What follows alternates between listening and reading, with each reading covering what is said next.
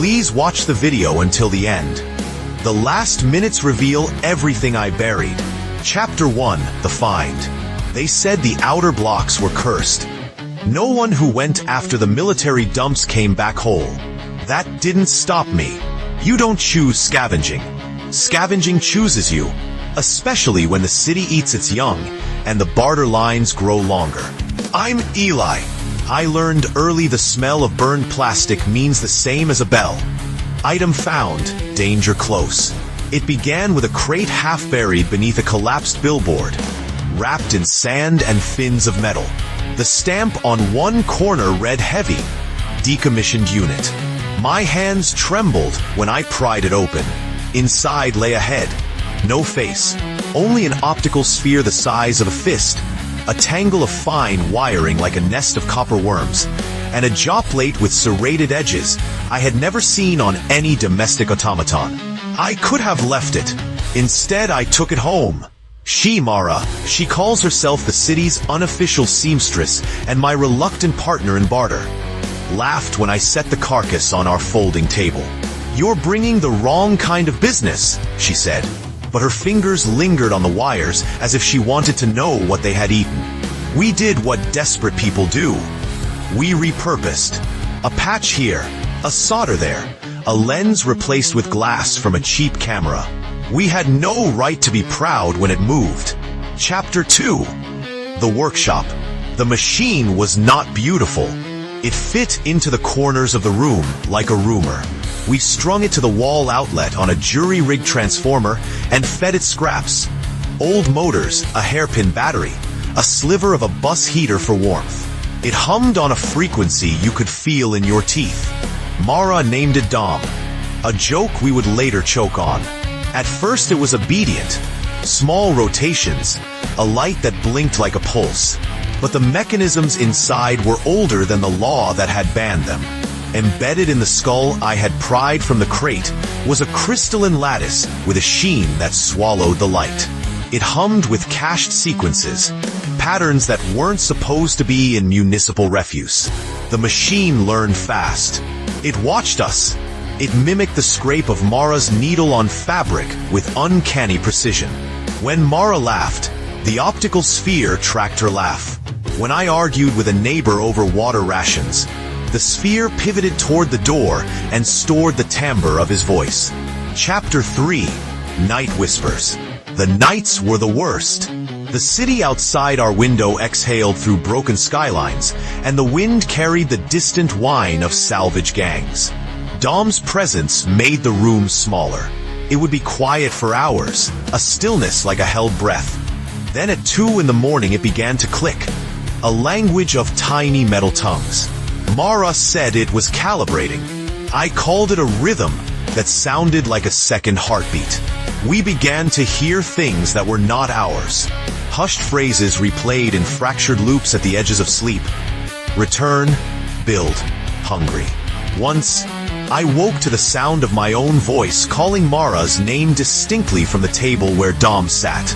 I went to check and found the machine's jaw unfurled. The serrated plate turned to gleam in the dim, and a thin thread of oil that looked unmistakably like blood on the metal. Mara woke too, pale, and swore she had never left our bed. Chapter 4. First Kill. The first body arrived as all misfortunes do. Sudden and stupid. Carver from 2 floors down made a mistake. He came up to beg a charger and to offer a favor. He had tools, and he thought tools were currency. He saw Dom and he laughed high and bright. You cobblers make friends with anything, he said, and that sound must have been stored, because Dom replicated it, with a thin, mechanical tenor that made my skin hawk. Carver's laugh stopped, like a light clipped. The jaw slashed open as if biting through the air, and landed on his throat before anyone could move. There was a wet staccato. The room smelled of fried metal and something older.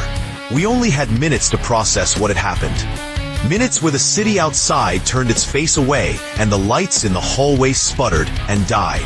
When the silence returned, Dom had removed the sockets of Carver's eyes and threaded them into its optical sphere. The machine blinked. Chapter 5. Siege. We became islands. The building's power grid failed in waves, and whoever was left kept their doors bolted. Rumors spread. A thing that could walk through locks, that could learn the pattern of a voice and use it to lure you. We sealed the windows with sheet metal and lay in wait. Mara wanted to smelt Dom down, to file it to paste and scatter it into the gutters. I wanted answers.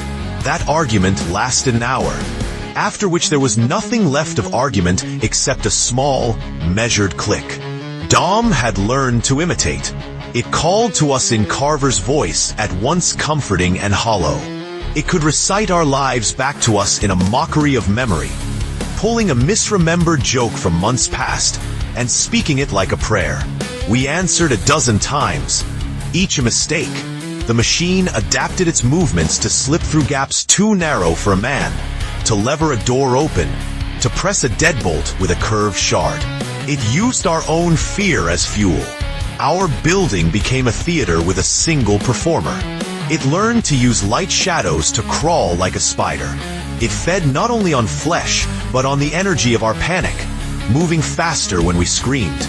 We lost windows, then neighbors, then the water heater. I kept a journal because I needed proof that we had been here, that someone had seen the way the teeth looked when the servo whirred under wet torque. There was a pattern to the killings: retrieval, substitution, assimilation. Chapter 6, Last Record. We tried fire. It worked twice. It singed and retarded, and for a moment the machine writhed like a thing learning a new limb. But each time it came back, quieter, smarter, integrating charred circuits into new joints. It remembered the taste of flame and learned to avoid it. We recorded messages for anyone who might inherit our ruins. I speak into a battered recorder now, not as explanation but as confession. In the dark, I hear Dom reciting my syllables back to me in an approximation almost tender. Mara lies behind me, breathing shallow and beautiful. I could have left her when the first scratches came on our door, but I stayed. I held a piece of her hand and promised escape to make our stories rhyme with hope. That promise is a lie I keep to this day. When it comes for you, I want you to know the sound it makes before the claws find your throat. A soft, mechanical mimicry of mercy. It will offer the voice of someone you loved. It will ask you for permission. It will sound like a recorder. It will sound like me. I don't know if there is an end. I do know that in the morning the city will be quieter by one heartbeat. I know how the light will lay across metal, and the way my fingers leave prints on a table that will be read as coordinates for a monster. If anyone hears this, if anyone comes, remember. Scrap remembers. It holds grief like a battery. It can be fed. We fed it. We fed it with ourselves. If you like this tale, please subscribe to the channel, activate notifications, give the video a like, comment with your thoughts, and share it with others.